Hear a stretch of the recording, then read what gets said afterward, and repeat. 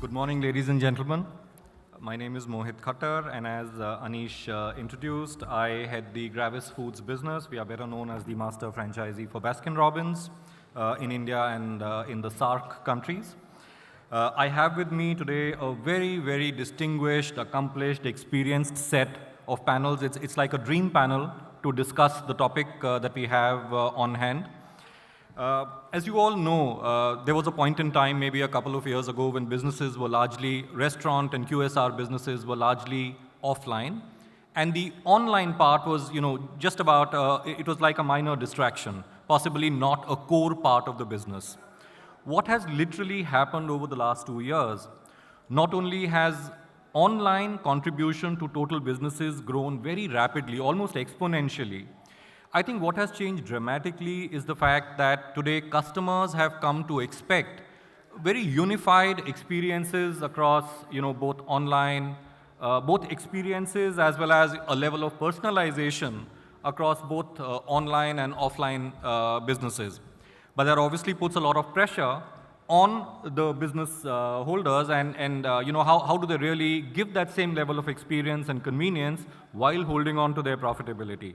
And all this in the context that offline businesses have not really been firing over the last 2 years, and we all know why. So to discuss this and a lot more, I would be posing some questions and discussing this over the next hour or so. But before I do so, I would just request all the panelists to briefly introduce themselves and their business to the audience. So Ankit, we'll start with you. Hello. Hello.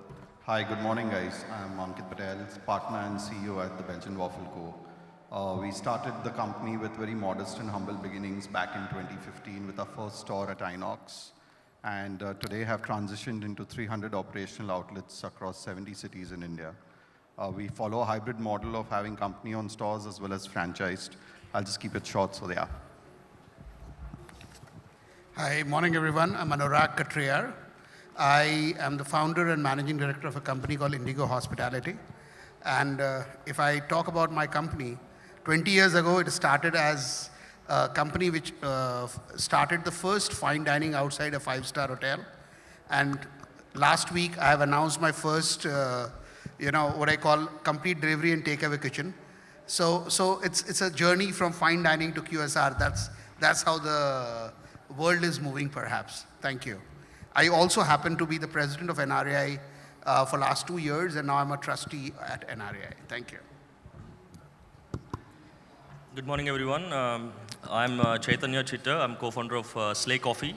So Slay is a 2-year-old coffee brand. We started our journey completely as a digital online first coffee brand, but now we are foraying into offline as well. So we are reimagining coffee for India, and happy to share more experiences in the last couple of years, what we've been through.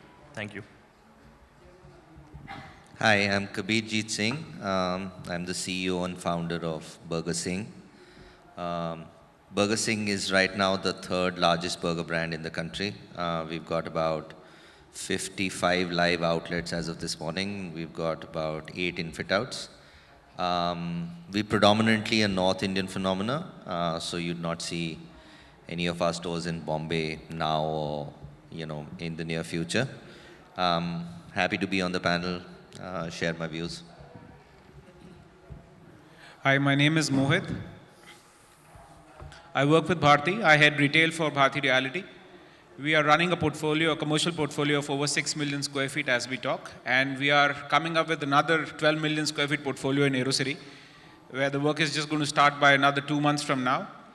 And we, in our developments, are more into mixed-use developments, which are more towards F&B, very, very closely associated with multiple F&B owners and formats. More into experiential dining, for that matter, multiple food court facilities we offer across our developments. So very closely integrated in the part of this F&B ecosystem, I could say. So happy to be a part of this forum today. Thank you. Hi everyone, I'm Raghav Verma, co-founder of Chayos. We started Chayos with a very simple problem statement that how can it be that in a chai drinking country, you step outside your house and you can't get a good cup of chai. And we currently run 120 stores across Delhi, Bombay, Bangalore and Chandigarh. and we are available across dine-in, takeaway, delivery, and e-commerce channels. Basically, wherever the customer consumes chai, we want to be present there. Thank you. Good morning, everyone. I'm Sriram Monga. I'm the co-founder and principal consultant for SRED Advisory. We are right now having a 13 food court portfolio, which is expanding right now to about 18 by the next financial year. We build concepts and get all the guys over here on the panel spaces which are meaningful for their business. Hi, my name is Shibu Phillips. I'm part of the Lulu Group. Lulu Group currently has 3 malls operational, 3 million square feet. We have around 100 stores, 100 F&B stores within the 3 malls. In the next 2 months, we'll open 2 more malls, 4 million square feet, and we'll add more 60 F&B stores in both the malls. So, otherwise, Lulu Group is based in Abu Dhabi, and we run 25 shopping malls there and around 220 hypermarkets. Thank you. Good morning, everybody. My name is Tarak Bhattacharya. I am the Executive Director and CEO for Mad Over Donuts. We run 130 stores across the country. I think you could say that we are the largest donut brand in the country. Thank you. Hi everyone, Wow Morning. I run 2 brands, Wow Momo and Wow China, along with a fantastic team. We have 450 plus outlets across 17 cities. And yeah, if you want to know us better, you can just go right at that corner and taste us. Thank you so much. Thank you. Thank you, gentlemen. So let me come to the first question. Over the last 2 years or so, we saw that customers had developed almost a fear, in terms of other people touching their food. There was a fear for hygiene, there was a fear for their own safety, etc. Do you think customers have largely overcome this fear of human interaction? And is the pandemic truly behind us? And the consequential question is offline retail back? Anyone? So, the testimony to that was the Diwali sales. Our food court is averaging around 9,300 rupees per square feet, the highest sales, and the highest food court retail is doing that. The average, the food court is doing on 5,500. Yes, earlier salads were a no-no because they were worried about the hygiene, but currently when we look across all the formats, I think the fear is out. Customers are coming in huge amounts to the food court. We are actually facing a problem of seating in our Bangalore mall. We're adding more seating. But obviously, as a mall and as all our food court operators, we are ensuring that hygiene is kept at the top level. Audits are happening. Every measure is being taken to ensure that we give the comfort and we show them really that we mean what we say. I believe that customers are now coming back, and these sales are a very real testimony to that. Sure. We at Burger Singh, when the pandemic hit, we realized this situation where people would, be afraid of other people touching their food. There wasn't enough information on whether COVID is transferable through, touch and feel and all of those things. So we kind of went down the route where we said, we need to be transparent with the consumer.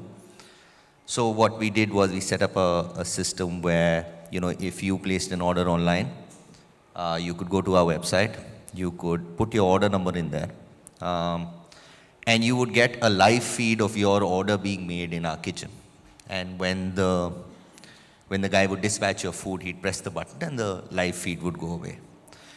I'm circling back to your question whether has the pandemic gone and have people, stopped paying so much of attention to whether the food is being touched or not. So a stat from that is when we launched this, we used to get something between, if we were processing, say, 500 orders a day, upwards of 120 orders were being viewed online. We still have that technology running live. And I don't even think one person views it now. So I think COVID's over. I think the the consumer is less obsessive about seeing how the food is being made. Yeah, and just to answer your question, I think in that context, the pandemic is over. I think Mohit Pruthi wanted to make a point. I think I have a kind of a supportive thought on this. And COVID, obviously, while we say it's over, but always it's, there on the door knocking always, and how far we can keep it at bay, it's up to us. What we feel is, yes, this year, when the COVID comeback has happened after the second lockdown, it has come back with vengeance. While this has not happened alone, that, the COVID has gone or something, it's purely the synergies between the food brands and the developers, which have, kind of come together and played a role in terms of demonstrating hygiene in the way they've been operating their outlets, coming out with innovative ways in terms of how they've packaged their stuff in case if people were not, even visiting the outlets or the facilities to reach out to them. So obviously they've also made this brand association while in the lockdown, which has worked well. When the comeback happened, the people who were not able to relate with those brands, and there were, let's say, certain brands which are more popular, the lesser popular brands also have developed affinity in the last 1.5 years while in this lockdown because of the way they've dealt with the audience in more of a delivery offline mode, so that when the physical outlets have opened, obviously that also has added to their numbers and bottom lines now that the numbers are roaring. In all our facilities in this financial year, I would say starting June, we are 119% of what we were in 1920. So as long as we are careful, running safer developments, the brand affinity, what people have built over a period of time, sustains the level of hygiene, confidence, and what society is contributing by keeping themselves all safe, is an entire bubble ecosystem which is going to run this together towards safety, I believe. Sure. Thank you. Oh, okay, sure. Rana. Yeah, I would just want to add that what the kind of numbers that Shibu and Mohit and all of us are seeing now, it's definitely testimony to the fact that going out and having a good meal, going out and shopping in a mall is not going to come to an end. We will fundamentally return to the behavior. We are already seeing the best ever numbers, the best ever footfalls. But there are going to be a few things which are going to stick, which would be a higher technology adoption, a higher move towards, convenience, which is ordering on delivery, takeaway, different formats there, focus more on kind of health, and with that focus of health and safety, I think bigger brands are going to have an edge there, as compared to local concepts, because there is a trust that the customer is going to look for now. Sure. Anurag, a different view or pretty similar? No, in fact, I wanted to say that this whole COVID is like a journey. When COVID first hit us, we did not know what to do. Nobody had a clue, so we all bottled up. Everything came to a standstill. We did not even know the COVID appropriate protocols. Slowly they started coming in, and then people started adapting to them. First the businesses, then the people. I'm very, very clear, you cannot fight the pandemic if the consumers are also not aligned to the COVID appropriate behavior. It's a joint responsibility of the businesses and the consumers. And today, with the passage of time, I think I'm not saying that COVID is gone, but I think we have learned to live with COVID, and that's the way forward. We have understood. Are your offline businesses, or is the offline component of your total business kicking in strongly? Yes, of course it is growing. So right now, what is holding up the offline consumption? Please understand, India is still operating with 50% capacity. Sure. That itself is a huge dampener. Sure. But people are coming back. You go on a weekend to any big city, good restaurant, you are not getting a table there. Yeah. Even weekday consumption is going up. People are coming Sure. back because they have realized that they also need to follow some COVID appropriate behavior, Sure. and they are accepting it. Sure. In fact, that brings me to the next question that, during the last 2 years, what we saw, we had to suddenly adapt to online. Not all of us, not all the businesses were as in tune with, having online sales, etc. So there were lots of measures which were taken.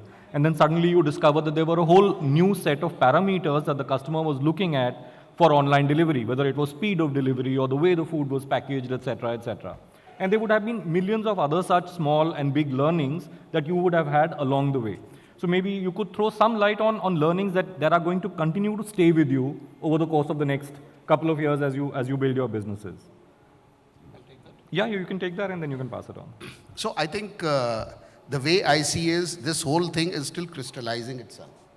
We still don't know where is this whole COVID bandwagon gonna end. But there has been some very good learnings. I think over a period of time, all my fraternity members will agree. In our mad pursuit for growth, there were lots of girth that had accumulated in our system. The COVID gave us an opportunity to, peel them off, to get them off. And that is perhaps gonna stay. Number two is something which many people may not agree, but the service expectations in our country was very, very high. You looked up in a restaurant, if you don't see a uniformed employee, you'll say service is bad. Whereas the same people, when they go overseas, they see a 100-seater restaurant serviced by 2 people. And I think because of the economic reasons which emerged out of the COVID, I think that adjustment in the service expectation has also happened, and I believe it should continue like that. It is very, very important to understand, end of the day, it's business for us. Yeah. It could be a passion for lots of us, but end of the day, this is our bread and butter as well. Sure. Number 3, I think I must qualify the statement before I make it by saying that I think the consumption in the sector is bound to grow and grow big. Only what is going to change is the way it is being consumed, because there are some habit changes that have happened during the pandemic. Now calling in food is not the last option for some people.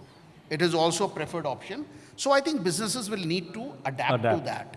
And people are doing that. People are, if you see whether something like, bigger brands getting into delivery or the packaging in the delivery getting bigger, these are all signs of that. And these things are here to stay. I think we should not look very far, if you ask me. What we should be looking at is very simple. Consumption is going to be there. We have to be very agile and alert to the signals in the market, what is going to change. And, as restaurant fraternity, I think we are one of those, animals who always adapt to newer things. We need to keep adapting to the changes. Sure. The good thing is, size of the business is not going to change. It will come back. I'm very sure, as much as currently it is showing a downward trend. But the way we conducted our operations in a business is going to see some changes, which is beneficial for the trade. Sure. Our industry has always been known for health, hygiene, happiness, right? So I think it was there prior to COVID. It's just that now it's come to the highlight, it's come to the forefront.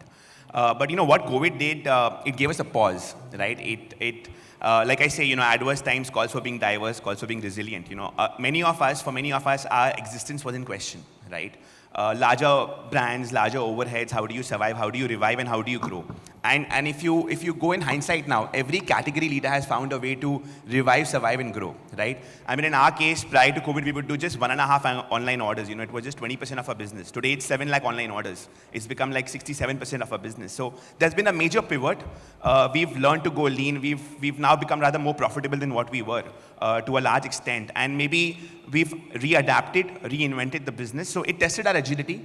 It gave us a pause to introspect, to see how we can go lean. Because see, when times are good, when you have that thickness of cream in your business, you don't realize on where you can cut down on cost. But when it comes to your survival, you realize that there's so much more that you could do or you can do to make it a more cleaner business, right? So we shut stores. We shut almost 59 stores. We opened 86 more new stores, got the unit economics correct. We are now very bullish on malls again. Our second brand, Wow China, is opening in every mall where a Wow Momo is thriving. Because see, people are going to come back. We are all social beings. We want to be amongst people. What COVID did, it made a very natural habit for consumers to order online.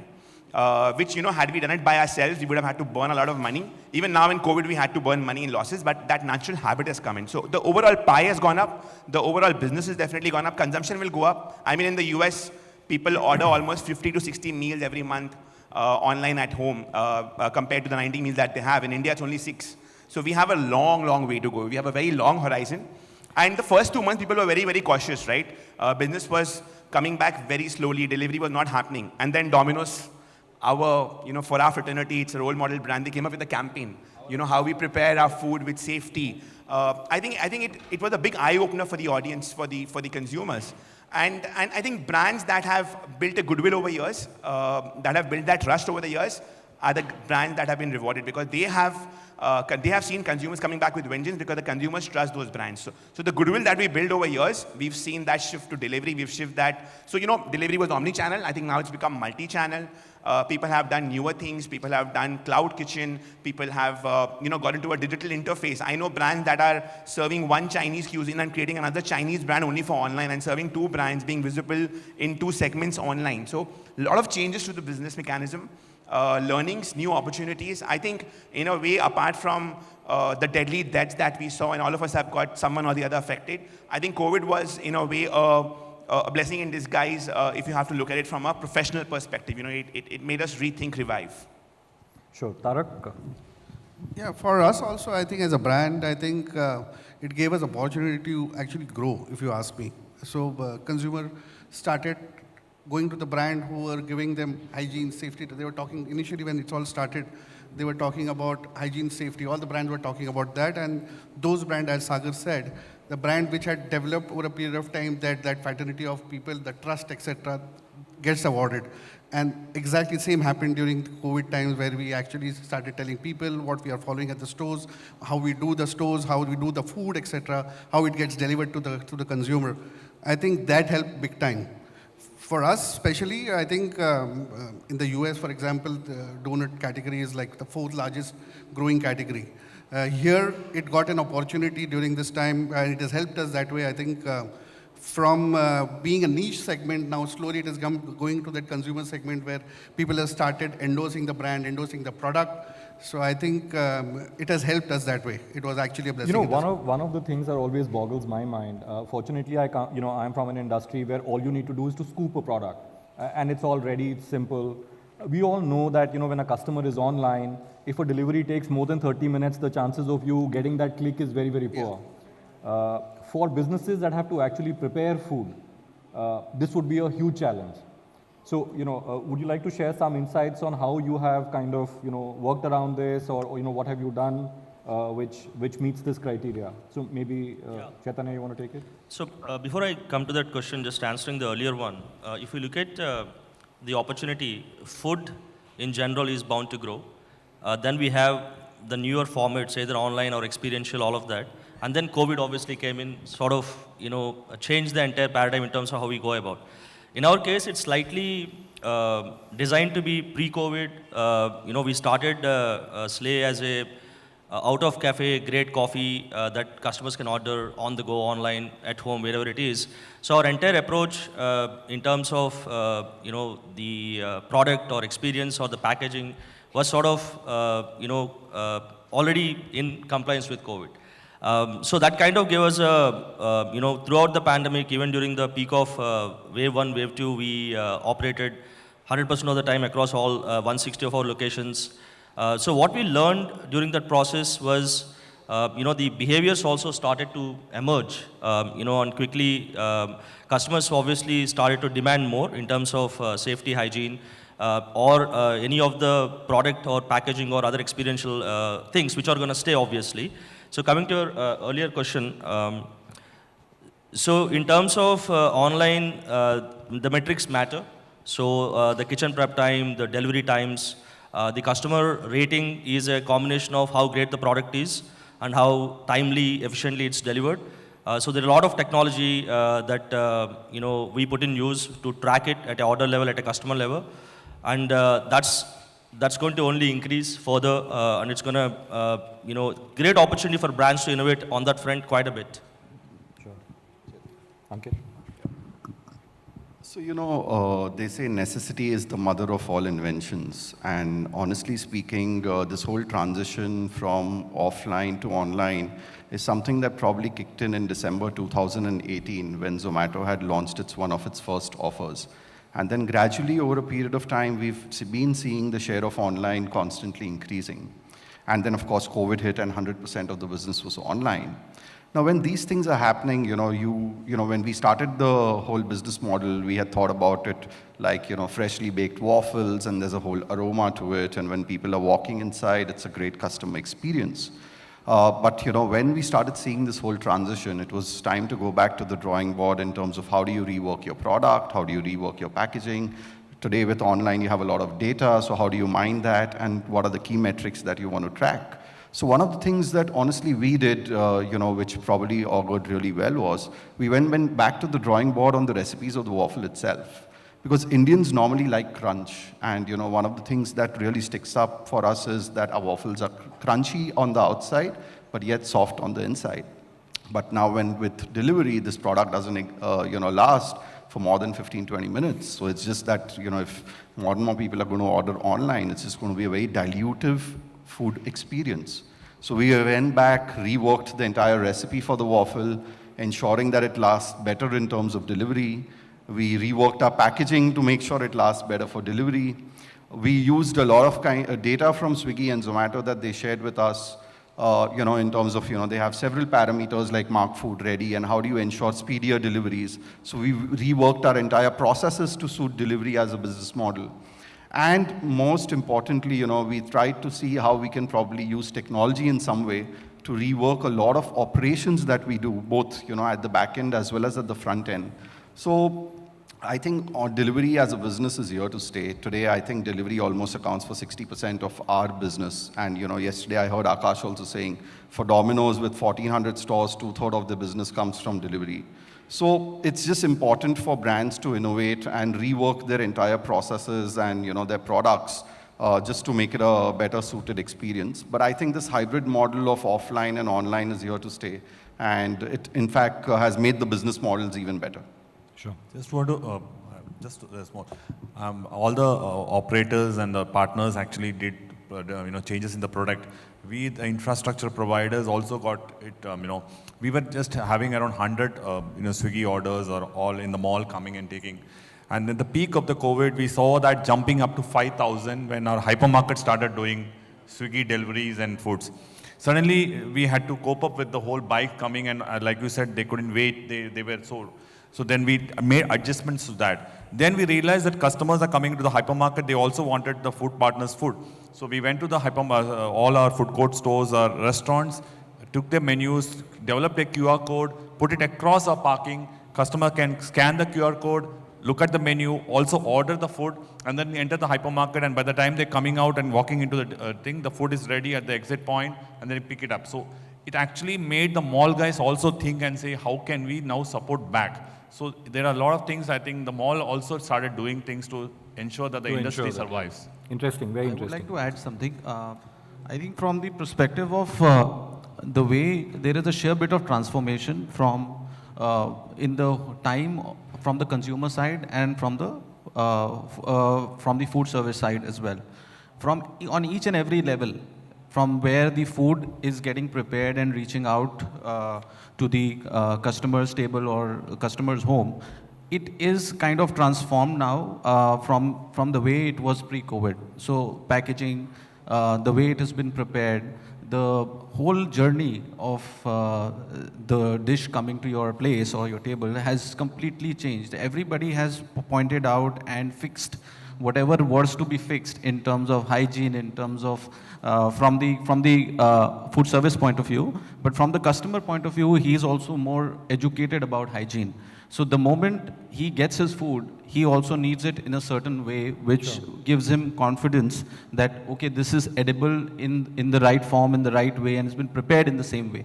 So probably everything from a food service point of view has now been deeply detailed, which has kind of fixed a lot of things which were not even thought about pre-COVID. Sure. Normally we hear about how offline businesses have adopted online in some way. I think Kabir, you may want to share a perspective here. Let me just add the last little bit over here. What Anurag said about the whole, if you go into a dine-in outlet and you look up and you don't find a waiter or a server, you think that the service is kharab. That thing is actually, these metrics that you're talking about as far as online orders are concerned, that is kind of transferred, the impatience of the Indian consumer is kind of transferred to online as well. So if you place an order from somewhere, and if it doesn't get dispatched in a certain amount of time, the consumer is not going to order from him again. So kitchen order times and stuff like that have really started making a lot of difference to how you are, listed on these aggregator platforms, and they kind of control a lot of your sale today. To answer your second bit, we've been slightly different. we were always a delivery-focused brand, even pre-pandemic, because our competitors, both McDonald's and Burger King, are really, well-funded, large outlets. Everybody kind of comes into the store. And we kind of realized that these guys weren't really focusing on deliveries when we started off in 2014-15. So we kind of had that approach where we started off as a delivery-focused brand. It really worked for us during the pandemic because, we'd been doing all these kitchen order times and, mark food ready for the rider to show up for a very long time. We've got a fantastic team over here who's very obsessive about, making sure that the order leaves on time. So during the pandemic, we kind of did really well.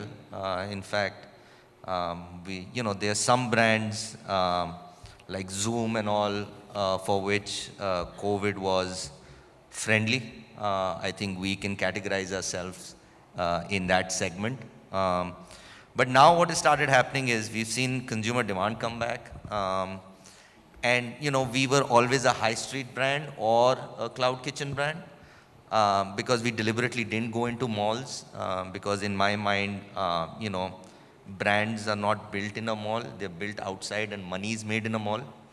And now you've seen a lot of, good deals coming at mall food courts. There are good malls where we won't get a foot into the door pre-2019. Now they've got vacancies and we're one of the few survivors, thrivers, if you may say so. So we've kind of, when everybody else is moving now, post-COVID, everybody's moving online. We are actually, moving into mall food courts and drive-thrus. We're doing a lot of, highway drive-thrus. It's very interesting you say that because, the way brands are looking at their own reach expansion or reach growth or whatever, whichever way you may want to term it, obviously there is a large pressure on profitability in general for QSR and retail businesses. So with the specific perspective of, your brand expansion or your footprint expansion, how are all of you looking at it? Maybe if you all have a view, Sagar, we'll start with you. I'll just like to add what Kabir was saying and bring in a very important point here. So, like Kabir mentioned, your visibility on the app depends on your kitchen prep time, on how fast the rider can get to you, pick up the food. The reality till today is that, the number of deliveries and the quantum that we do from high street stores is much higher than what we do with malls, right? Because earlier, prior to COVID, someone like us would never do delivery from malls because you end up paying a revenue share to the mall and then you pay a revenue share to the aggregator, and if you club both, the revenue share doesn't work. I think now what we're seeing is a new development. Since we have developers here, we have operators here, where the developer, the mall developer, and the food brands are working hand in hand. You're seeing a new phenomenon coming in where there's a lower revenue share for delivery and a higher revenue share what you pay for your dine-in and takeaway in the food court, which is I think a win-win, because it just allows the mall to also encash onto the brand's goodwill when you're ordering from outside. At the same time, it also allows the F&B brand to increase its radius and horizon of business.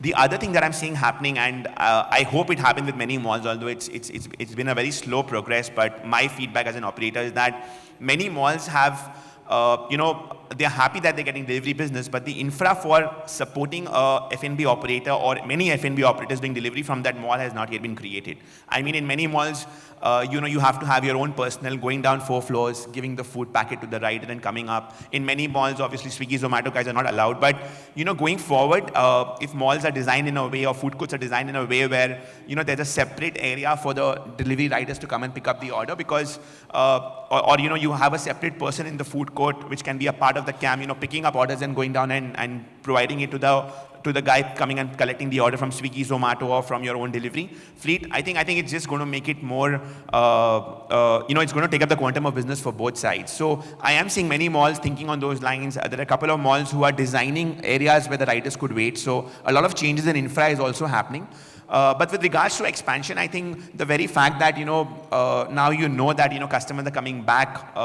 Some of the cities like a Calcutta or a Hyderabad or a Chennai are seeing major traction in malls, and you're seeing more serious shoppers. So our belief in malls is there and will always be there because, as consumers, as human beings, we want to go out, we want to explore. There's a big talk happening around multiplexes and OTT, but no matter what you say it, I mean, Suryavanshi just proved it in 3 days, 100 crores, and I'm sure in a week they'll more than go 5 times. So the amount of money that Bollywood can also make from multiplexes is here to stay. Food courts are here to stay. Malls are here to stay and here to grow. So we've been very bullish. We've been very bullish on expanding in malls. We've been very bullish on expanding in high streets. Obviously, high streets has the ratio has been obviously 3:1 or 2:1. But what has happened is that because of profitability being a being concern, you are choosing in malls. Earlier you would do in any mall in a food court where crowd would come in. Now you are picking and choosing malls because you're also looking into your radius of delivery from the mall and from the high street in the vicinity. So I guess expansion is happening in both ends. At the same time, in locations which are very, very high on real estate cost, you're thinking of doing a cloud kitchen. And when you're doing a cloud kitchen, you're looking at doing multiple brands because you get higher throughput sales. So although it's the same per square feet area, you get larger throughput sales, larger profitability, maybe have 4 brands under one roof, have cross-functioning of operations. So I think all of us are looking at the business from different angles, different verticals, and trying to, get the maximization of profits, of top line, of resources, which is good for the business and good for the consumer because you'll see more and more availability happening, especially from businesses that are now becoming house of food brands because now it's become more about owning share of the consumer stomach. Sure. There's something known as share of the belly and identifying those cuisine gaps and like now we are coming up with a third brand which is the Wow Chicken. Which is the chicken concept. So a lot of innovation around chicken because it was a big cuisine gap, one major operator in the country, no one to compete with it. So you have your biryani thriving, you have your pizza thriving, but finding that cuisine gap has also become very important for operators. Sure. I would like to add on what Sagar just said. Just after COVID, the first wave when the mall reopened, in all our the food courts which we've been involved with, we decided to waive the aggregators' commission on the delivery sales from the revenue share, because that is the only way why the particular food court or that operate or the food service which is happening within this within the mall could function. Also, secondly, all the parameters and the infrastructure in terms of the operations which a mall provides have been tweaked completely towards a better home delivery and a better experience for the dine-in customers after the dine-in opened. In the new concepts which we are currently right now building, all these points which Sagar rightly put in are all being incorporated. Whether there is a delivery, the delivery window, the delivery area for food courts, for the riders to come in, a dedicated lift which is provided just to get the food down and it could just reach the customer on time. I think there is a very large situation which we also dealt with after the reopening. There was a certain level of confidence from the developer side as well, that while choosing the brands, because there were performers during the COVID times, and the performers always which were maybe not in terms of size and in terms of throughput, not so meaningful, but their operations and the back end, the way they restructured and put the infrastructure in place has completely changed the opinion about those brands in the developer's point of view as well. So from the perspective of cuisine, you would see only 1 or 2 performers in the operator side of business taking up spaces in most of the centers. But that has completely now relooked upon, and there are new brands which are adapted to the current circumstances, given preferences. Sure. In most of the cuisines which were not so mainstream. And the way the QSR-ish attitude which everybody has taken while in the back end in terms of the way the central kitchens were supplying food to the food courts and the way they were prepared, I think that has completely transformed the whole food court scenario. Sure. I think the way we understand this business as a developer, obviously there is a different side to it, Sagar, like what you mentioned. In new age malls, we're also coming up with a 3.5 million square feet mall in Aerocity. And the question here is that usually these land parcels are pretty expensive. And when we have delivery concierge for deliveries, obviously that has to be a part of our FAR. There are no free FARs that we can allot to such places. How do we manage cost? And as far as the QSR is concerned, deliveries at a lesser revenue share are meaningful for the QSRs. But for developers, if we plan lesser aligned revenue shares, and have more delivery-centric business from the facility, we never marginalize more on our MGs. So there is a throughput that peaks out on a percentage level, and then there is only this much that you could do. So we're of the opinion that businesses which are more centric towards delivery, should they be operating out of a mall or more of a high street where rentals are, rentals are not, in the league of that they're expensive developments. But yes, as far as your P&L, that makes sense. But as far as a developer is concerned, should that be a question taken in that league of formats? So that's one thing. And second is, in a composite development, non-QSR, kind of a model, restaurants have been facing a lot of challenge to approach their customers because not every format or palette or a cuisine is palatable for a delivery. They have a shelf life and it has to be served hot. Pan-Asian and Indian are only two palettes which are scalable that you could reheat and offer to your, family or whatever. But all experiential dining which is served out on the table, they cannot be. Sure. It's something that, many of you have touched upon. I'll come back to you, Ankit, just one moment. Profitability is something, it's a recurring theme in what some of you have kind of mentioned.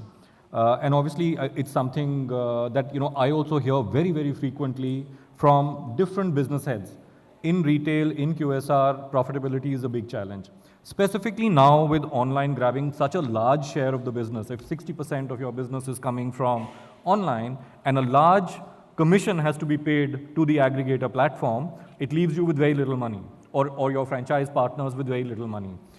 So how are you guys coping? What are you guys doing? How are you kind of making your businesses profitable? So touch upon that over the next 10 minutes or so. I think profitability is something which has always been very dear to our heart, to be very honest.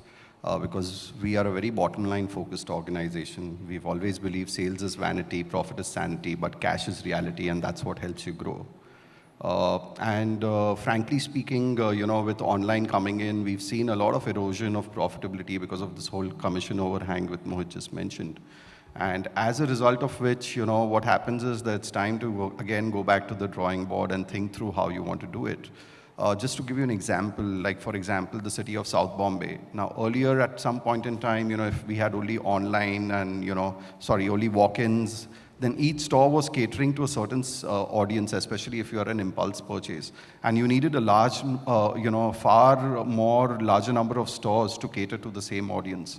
With deliveries now accounting for almost 60% of our share, we've mapped the entire geography of South Bombay such that we have limited the number of stores that we have, but it still caters to the same audience. Now, how does that help us? That helps us because, the existing stores have a better throughput. We are saving on capex, we are saving on any kind of fresh expenses that we need to otherwise incur, even manpower costs or operational complexities. So that's one way in which we've tackled the entire thing around profitability, where we've reduced the number of stores, but we've increased the delivery radiuses by innovating on the product, and that helps in better store throughput for the existing stores. Another thing, with deliveries coming through, again, you need a lot of, it's a lot of data play online, not only in terms of visibility, but, how do you do your pricing? So honestly speaking, to cater and address the challenge of profitability to a large extent, especially because with online, you need to run discounts also to be more visible. We've frankly followed a differential pricing strategy where, with online, we've probably increased our prices to some extent so that, it's more like a marked price, and then we run a certain discount, and then that's how we offer the products to the customer. Whereas in store, it's a better product experience, and the products are priced cheaper as well, because honestly speaking, we would want more and more. F&B is all about, having the food, experiencing it, and getting a certain experience. So our preference is, of course, of people walking into our stores, but delivery is here to stay. It's convenience. All of us have been ordering food. And so different brands need to think about what works for them, what doesn't, and play around some of these strategies. Sure. My opinion on this is that offline retail is not going to change. It's been there like this for a while. You open a store, somebody comes in, likes your food, eats it, goes away. The new animal in town is Zomato and Swiggy. That's the, and what are they doing? They're filling in a gap, right? We haven't been able to scale up retail in this country in a manner where, it is convenient. Parking is a problem. good high street locations is the problem. So what Zomato and Swiggy have done, exactly what Flipkart and all have done is they've plugged in a gap. The Indian consumer wants stuff, doesn't want to drive, doesn't want to wait in parking, doesn't want to get stuck in traffic. So the new animal in town is the Zomato and Swiggy. So let's look at profitability from their point of view. Whatever you do, he takes 20%. So the game in town is cloud kitchens, right? Cloud kitchen profitability, if you're a low APC product. Actually, you're lucky if he takes only 20%. Sorry? I'm saying you're lucky if he takes only 20%. So cloud kitchen, if you're a low APC product, then it's a labor arbitrage, right? If you're a $300 like we are, Zomato takes away 20% or somewhere around that number. And my own delivery, so 20% is say $60. My own delivery, if I would do it on my own through my own channel, costs me 87 rupees. So for me, he's fine. He comes, picks up his order, he goes away, doesn't affect in fact, leaves 27 rupees on the table for me every time he picks up one of my orders. But it is predominantly cloud kitchen is a labor arbitrage. That means you have to have, like Sagar said, 3 or 4 products in there and run the store with 5 people, run 4 brands with 5 people. Or, like what Anurag is doing, he's got a fantastic burger at about $500. The food cost is lower. Even after Zomato and Swiggy take that 20%, he's still left with some. And he's not paying crazy real estate prices. So predominantly, the unit level economics need to be engineered now around Zomato and Swiggy. So just to add to Kabir's point, so we are 90% online, out of which 80% is through aggregators. So we are heavily sort of, in this, but still we are, location level profitable. So how do we get there? As long as we have the right unit economics, I think it's, I'm sure all of us agree here, we need to focus on repeat. Where the brands actually can save is not acquiring transactions, but acquiring and retaining customers. So if you're able to play that long game and use aggregators as utility, I mean, they basically, it's like driving on a toll road, you're paying toll. You're getting customers and you retain the customers. So that's basically what we've been doing. Our focus has been to obviously make coffee more affordable, more accessible for the urban India. And we're able to build the brand with that sort of focus. And our marketing costs have significantly come down as we are sort of building the brand further. And that's where we're able to actually see the profitability come through at a overall company level as well as at every location level. Anurag. So I think Zomato and Swiggy, when you talk about profitability, these are very alien words to them. They've never made money. So let's be very clear, it's an alien word to them. But at the same time, they also bring a lot of value to the whole ecosystem because the kind of discovery that they can trigger is huge and the kind of convenience and comfort that they bring to the consumers is huge. So as much as we are not happy with the terms of engagement, they do play a very critical role in this business. So what do we need to do? Very simply, a high commission rate means your contribution margins are lower, okay? Then there are only 2 ways of doing it. Either you get a volume which can work with that kind of contribution margin or you bring down your fixed operating cost. And that is where what Sagar was saying or what Kabir just said, multiple brand cloud kitchen is the way to go. Because let's say you are doing a delivery, I'm just throwing a number so don't read much into it. Say you're doing 3 lakh rupees with a brand per month. And if you do 4 brands from the same kitchen, your food cost and other fixed operating cost, your fixed operating cost is not going to go up as much. But if the 3, even if it becomes 2.5 with 4 brands at 10 lakhs, and let's say you are working at a contribution margin of 50%, you can still work. So eventually, I think we have to learn to work while we can continue with whatever we need to do with the aggregators. We also need to be smart enough to find ways to work within the current realities. Otherwise it's just a wishful thinking. Kal wo 15% ho jayega, 12% ho jayega. These are wishful thinking. I think that's a fantastic insight, Anurag.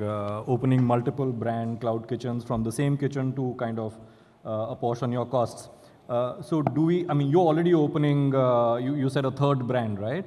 So do we see Chayos and Burger Singh also getting into that space now?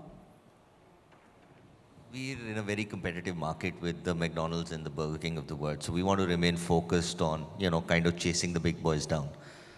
So we've kind of, and we don't have that kind of money.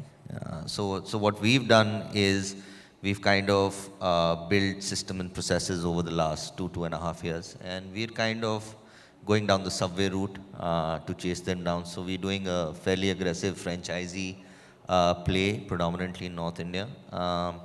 Yeah, and so to answer your question, no, we're a small team. We are not as well funded as some of the other guys now, over here. but maybe Yeah, once the funding comes in, I guess. Never so. say never. Sagar did say that there are a lot of,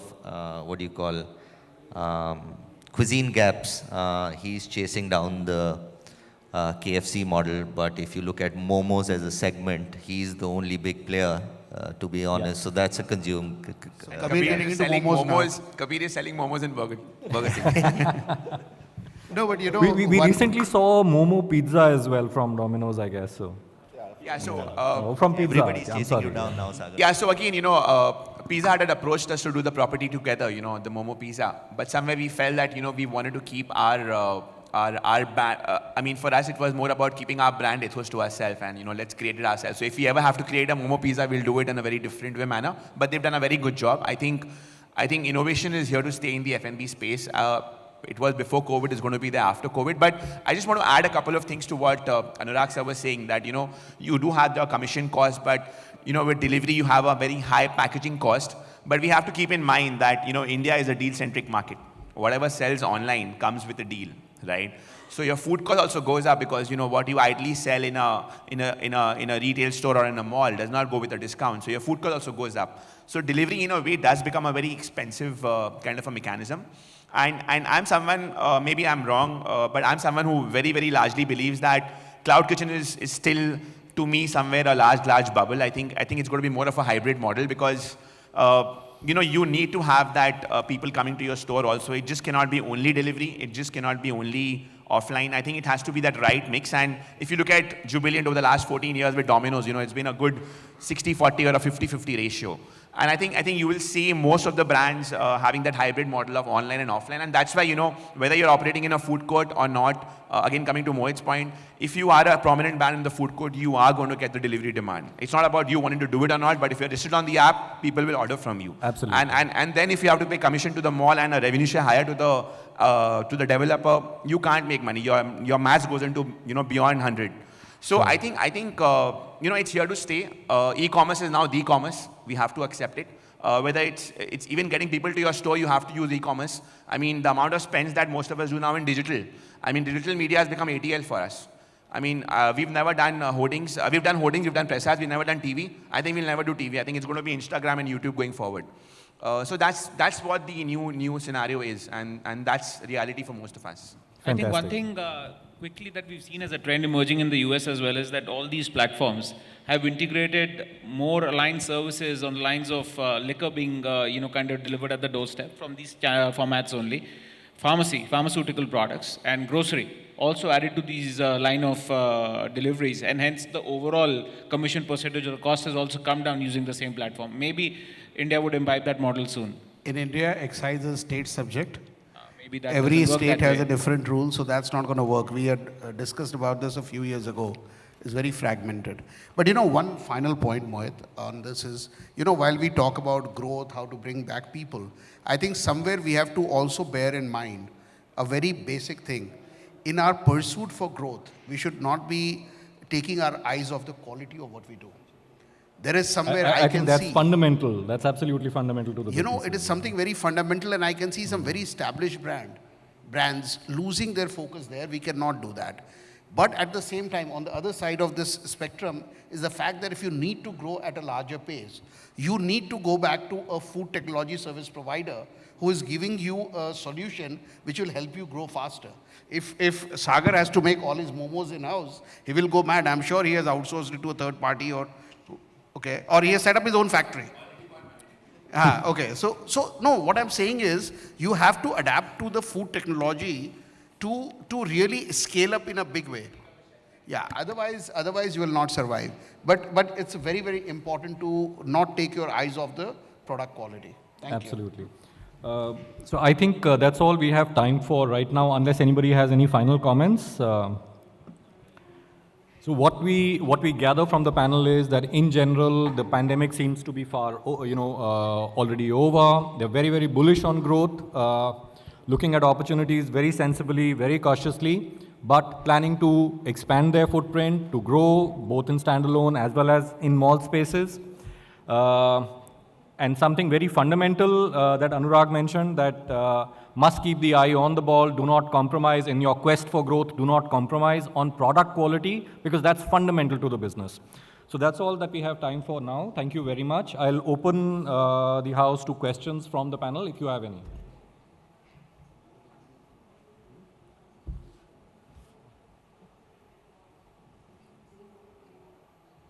No questions?